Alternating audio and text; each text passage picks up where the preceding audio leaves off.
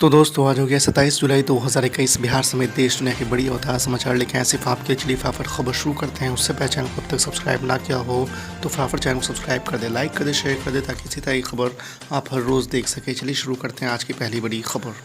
कांग्रेस के पूर्व अध्यक्ष राहुल गांधी ने सोमवार को आरोप लगाया है कि केंद्र सरकार को समझ नहीं आ रहा है कि सीमा पर चीन की हरकतों से कैसे निपटा जाए। उन्होंने ये भी कहा है कि चीन की हरकतों को नज़रअंदाज करने से भविष्य में मुश्किलें पैदा होंगी। आपको बता दें कि राहुल गांधी ने एक मीडिया रिपोर्ट का हवाला देते हुए ट्वीट किया है कि केंद्र सरकार को समझ नहीं आ रहा है कि चीन से कैसे निपटा जाए। आज उसकी हरकतों को नज़रअंदाज करने से भविष्य में बड़ी मुश्किलें पैदा होंगी। आपको बता दें कि कांग्रेस नेता ने जिस अखबार का हवाला दिया उसमें दावा किया गया है कि डेमचौक इलाके में भारतीय सीमा के भीतर चीन की सेना ने टेंट लगा दिया है। राहुल गांधी ने एक अन्य ट्वीट में कारगिल विजय दिवस पर शहीदों को भी याद किया। दूसरी बड़ी खबर, बिहार में एनडीए में रार बीजेपी की दो टुक। मुकेश सहनी के चले जाने से एनडीए पर कोई असर नहीं पड़ेगा। जी हाँ, आपको बता दें कि प्रदेश भाजपा उपाध्यक्ष और सांसद अजय निषाद ने कहा है कि वीआईपी नेता मुकेश सहनी के चले जाने से एनडीए पर कोई असर नहीं पड़ेगा। बनारस से लौटाए जाने पर राज्य सरकार के मंत्री और वीआईपी नेता मुकेश सहनी द्वारा उत्तर प्रदेश के मुख्यमंत्री पर लगाए गए आरोपों के संबंध में पत्रकारों से बात करते हुए सांसद ने कहा है कि भाजपा ने उन्हें हमेशा सम्मान दिया।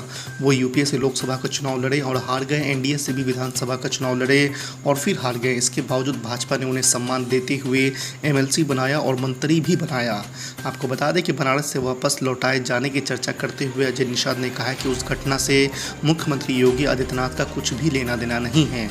इतने बड़े प्रदेश के मुख्यमंत्री योगी आदित्यनाथ के पास इतनी छोटी छोटी बातों के लिए फुर्सत नहीं है। बनारस में मंत्री मुकेश सहनी की जो भी घटना हुई वो कोविड के नियमों के उल्लंघन का मामला है।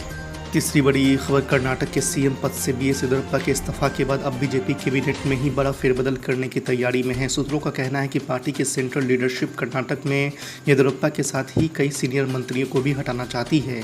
इसके जरिए पार्टी की यह रणनीति है कि येदियुरप्पा के साथ ही उन मंत्रियों को भी हटा दिया जाए जो विवादों में घिरे रहें या फिर जनाधार कमज़ोर हुआ है। आपको बता दें कि इसके अलावा जनजातीय समुदाय से आने वाले किसी विधायक को डिप्टी चीफ मिनिस्टर बनाया जा सकता है। वहीं आपको बता दें कि बीजेपी लीडरशिप की मंशा को देखते हुए कर्नाटक में येदियुरप्पा के समर्थक उन विधायकों के सामने भविष्य का संकट खड़ा हो गया है जो दूसरे दलों से बीजेपी में शामिल आए थे। येदियुरप्पा खेमे के माने जाने वाले इन विधायकों के बीच हलचल तेज हो गई है। ऐसे करीब 12 विधायक हैं जो बीएस येदियुरप्पा के नेतृत्व में भरोसा जताते हुए पार्टी में शामिल हुए थे। अब इन्हें आगामी चुनाव में टिकट न मिलने और पार्टी में किनारे लगाए जाने का डर सता रहा है। आपको बता दें कि बीएस येदियुरप्पा भले ही राज्य में बीजेपी के करिश्माई नेता माने जाते रहे हैं, लेकिन उनके खिलाफ बीते कुछ महीनों से पार्टी के भीतर ही आवाज़ तेज हो गई थी।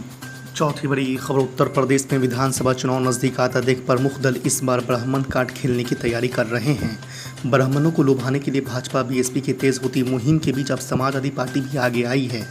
समाजवादी पार्टी के अध्यक्ष अखिलेश यादव के निर्देश पर पार्टी जिले में प्रबुद्ध सम्मेलन करेगी। सपा का कहना है कि सरकार बनने पर परशुराम जयंती पर अवकाश बहाल किया जाएगा। अखिलेश यादव ने 5 प्रमुख ब्राह्मण नेताओं के साथ लंबी बैठक कर इस मुद्दे पर रणनीति बनाई और इन नेताओं को सक्रिय होने का निर्देश दिया है।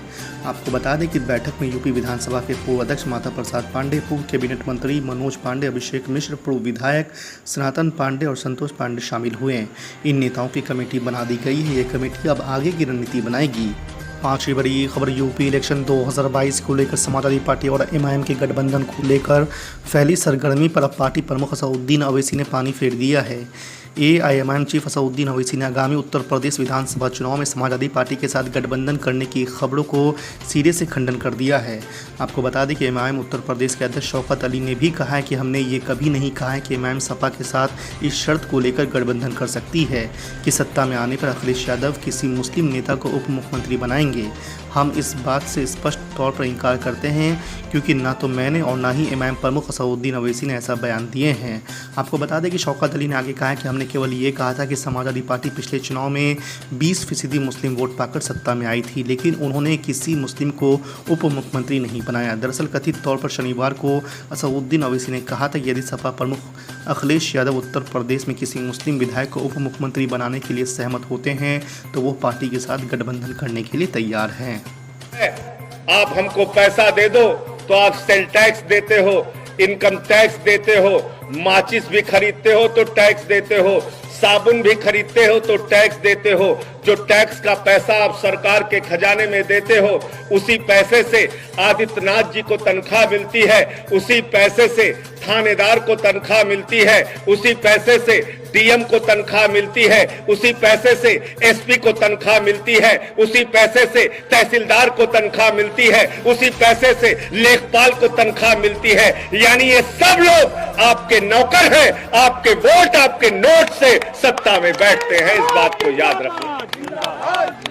वोट आपका, नोट आपका, और बदले में चोट आपको मिलती है, चोट आपको। 73 साल हो गया हिंदुस्तान की आजादी के, लेकिन ऐसी हालत बन गई है कि आज कहीं पर कोई सुनवाई करने के लिए तैयार नहीं। आदित्यनाथ जी की भाषा सुनिए, उनके खिलाफ कोई आंदोलन करे। कोरोना में अगर आप कह दीजिए हमारे मरीज को ऑक्सीजन नहीं मिल रहा है, तो कहते प्रॉपर्टी जब्त कर लेंगे। कहते हैं कि नहीं कहते? अगर आप कोई आंदोलन करिए उनके खिलाफ, कहिए पिछड़ों को उनका हक दे दो, कहते बोलना मत, नहीं तो तुम्हारी प्रॉपर्टी जब्त कर लेंगे। अरे आदित्यनाथ जी, 250 रुपए किलो सरसों का तेल हो गया, 100-110 रुपए पेट्रोल हो गया, डीजल भी 100 रुपए से ज्यादा हो गया, सब्जियां महंगी, अनाज महंगा, सब कुछ महंगा हो गया, घर में कुछ बचा नहीं। संपत्ति कहां से जब्त करोगे? संपत्ति तो तुम लोगों ने नीलाम कर ली, संपत्ति तो खाली कर ली, घर में कूड़ा करकट बचा है वही ले जाना चाहते हो, जब्त कर लो जब्त, संपत्ति जब्त कर लेंगे। कोई भी बात कीजिए आप, संपत्ति जब्त कर लेंगे। क्या ऐसे कोई मुख्यमंत्री बात करता है? ऐसे कोई सरकार चलती है? आप उत्तर प्रदेश के लोगों के लिए नारा तो आप लगाते हैं सबका साथ, सबका विकास, लेकिन आपका नारा है सिर्फ अपना विकास और अपना साथ। आपके मंत्री सतीश द्विवेदी का खुलासा मैंने किया था। वो सतीश द्विवेदी जिसके राज में मिड डे मील में बच्चों को नमक रोटी खाने को मिलती है, बच्चों को स्वेटर नहीं मिलता, पैर के लिए जूते नहीं मिलते, बस्ता नहीं मिलता, किताबें नहीं मिलती, लेकिन मंत्री की प्रॉपर्टी करोड़ों करोड़ अरबों अरब रुपए बढ़ जाती है। ये बेईमान आपके पैसे की चोरी कर रहे हैं, इसलिए आपके बच्चों को अच्छी शिक्षा नहीं मिल पा रही है। इस बात को समझ लेना। और भ्रष्टाचार के खिलाफ आवाज उठाना केजरीवाल जी का नारा रहा है।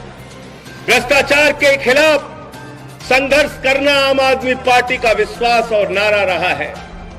और इसलिए दिल्ली में एक सरकार चल रही है, अगर आपके कोई रिश्तेदार हो तो पूछ लेना। केजरीवाल जी जब दिल्ली के मुख्यमंत्री बने, सरकारी स्कूलों में जाते थे तो मकड़ी के जाले लगे होते थे, टाट पट्टी पे बैठ के बच्चे पढ़ते थे, टॉयलेट का इंतजाम बच्चियों के लिए नहीं होता था, लाइब्रेरी का इंतजाम नहीं होता था, लैब का इंतजाम नहीं होता था। जिन सरकारी स्कूलों में मकड़ी के जाले लगे होते थे, आज उन्हें दिल्ली के सरकारी स्कूलों में आपके बच्चों की पढ़ाई के लिए एयर कंडीशन कमरे बने हुए हैं। यह है दिल्ली की सरकार, यह है आम आदमी पार्टी का काम जो हमने दिल्ली में किया।